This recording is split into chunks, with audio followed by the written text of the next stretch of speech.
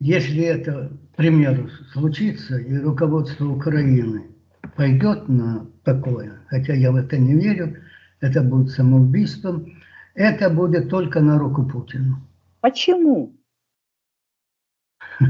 Потому что это узаконит. Мы же видим, что творится. Что творится с демократией, с демократической Европой, с НАТО. Это давно все эти организации, все их уставы в реальности превратились в свою противоположность. Все это будет только на пользу Путину. Ну, что я имею в виду? Ну, вот конкретно, война в Чечне. Что, внутреннее дело? А в Грузии внутреннее дело, а в Приднестровье внутреннее дело. Что делал Запад? А Крым, в конце концов? А Донбасс? Сколько они собирались? И что это будет с этим перемирием? Да, можно, конечно, сказать, что вот сколько, 45-й и Горбачев 89-й, да, больше 40 лет Германия ждала это уничтожение Берлинской стены, ну, в общем, в смысле объединения и так далее, так далее. Выдержим ли мы?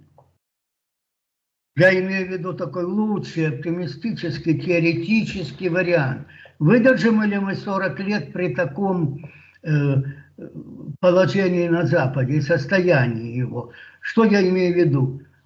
Да, я тоже надеюсь на чудо, что целая стая черных лебедей прилетит и опустится на Красную площадь. Но, Танюша, куча примеров, и этим полны все информационные каналы, обходят Россия санкции, обходит. Ей помогают не только Индия и Китай. В этих сбитых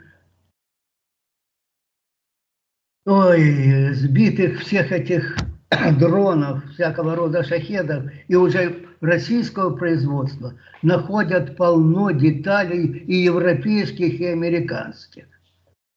Потом Россия перевела свою экономику на военные рельсы. Украина нет. Украина нет. И я уже не говорю об уровне коррупции в том же оборонно-промышленном комплексе. Это поражает.